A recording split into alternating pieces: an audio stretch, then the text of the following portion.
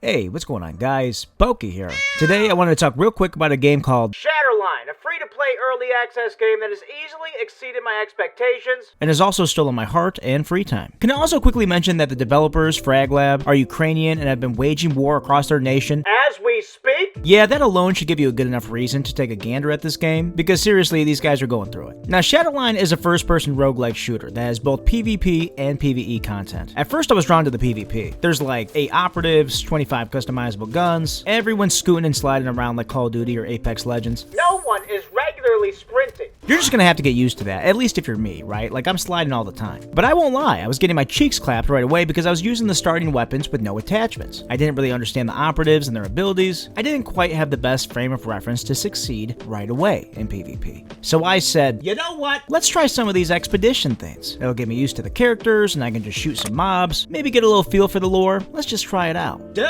I haven't stopped playing PvE since then. It is so fun. You drop in with a couple of buddies, grab a supply drop, and then you make your way through the map to each objective. There's 4 objectives you need to beat, and on the way, you need to clear mobs and grab supply drops to get you and your buddies geared and perked up for the next fight. But most importantly, the final battle. And you can stop at any time after each objective to extract the blueprints you earn. If you're a massive baby, a whip, a scaredy cat. Just kidding. But you do roll the dice a bit more as you progress through the expedition. The more time you spend in the zone, the more hostile enemies become, and the more bonuses they receive. Some of these negative player bonuses are quite powerful. When the maximum level of infection is increased or reached, your group needs to be evacuated immediately. But the departure point still needs to be cleared of enemies, so you still have a little bit of resistance. If that doesn't happen, you can still extract your blueprints, or you can risk it and try to beat all 4 objectives. I do this! Now, I think the blueprints that you get are simply for gun customization, well, at least as far as I know. But they're fun to grind because the skins are pretty cool. However, if you fail, then the amount of blueprints that you get turns to be half or even less than that, and then the narrator guy makes fun of you for your half-assed job. Yeah.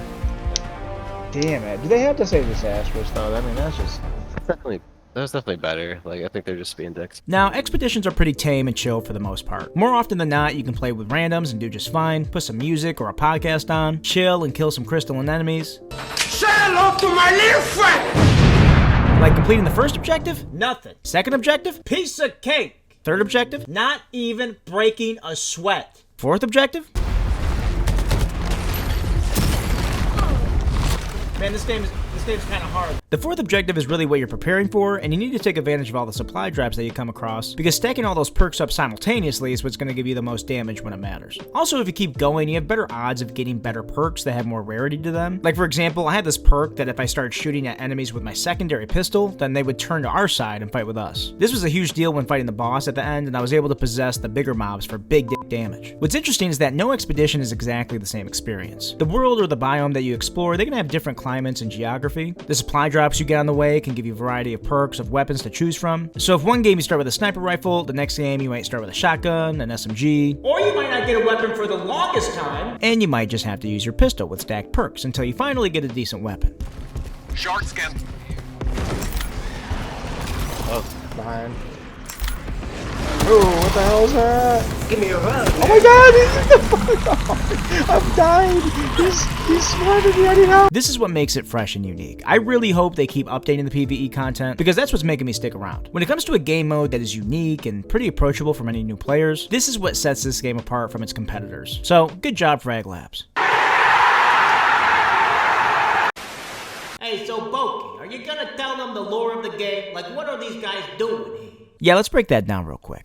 Shatterline is the story of the invasion of Earth by alien semi-intelligent crystalline entities, a galactic plague that reshapes planets to its liking. The invaders, they do not know pity, they do not negotiate, but they simply digest everything around them, making them part of themselves. It's 2028. Earth is gradually turning into a crystalline world, and the only small number of people immune to crystalline are resisting and trying to figure out how to deal with this influx. They created the Shell Guard organization and became its operatives to give scientists a chance to study the alien monster and inflict a blow in return. But crystalline creatures that were once people and animals are not the only enemies of the Shell Guard. There are also fanatics, the strafe witnesses, or strafers, who want to subjugate crystalline, believing it will help them move to a new stage of humanity's evolution. Does that do enough for you? The PvP portion of the game is quite good as well. However, I'm still drawn to the PvE a bit more. The gameplay is kind of like Call of Duty meets Destiny. The movement and the sliding mechanics very much feel like Call of Duty, while the special ultimates that you have, you can unleash on the enemies, and it makes it feel like Destiny or Overwatch. watch. When you first start, chances are you're gonna get smacked around, but it's all good. Just keep playing. Eventually, you'll get used to the different operatives and their abilities so you can fine-tune your strengths and what you're better at. Personally, I like the healing girl because I selfishly give myself medkits, but most of the modes are surrounded on 6v6. You got team battle, capture, escort, and blast, but there is one nuance. All operatives are predefined classes. Everyone can use the same weapons if they're unlocked, but the skills that you have, you got 2 juniors and 1 super skill, they can't be changed. So Shatterline is kind of like a hero shooter where some classes are better suited for the multiplayer, while others are unlocked during the co-op and are better suited for that. But overall, I think the PvP is quite promising. I think it's going to be good. I'm having a good time on it, and I'm only going to get better. But I'm telling you, the PvE is really the only reason why I've been so drawn to this game, because I really don't think other games do it like how Shatterline does it. At least they don't make it as approachable or as fun, but that's just my opinion. Now, when it comes to the graphics, I think it's quite sustainable on whatever graphics card or video card that you have. It uses the Amazon Lumberyard engine. It's a good driver, but not many games have been lucky on it. Almost the only noteworthy Lumberyard game that made it to the release is New World, and I'll be honest, I love New World. It's fun. It's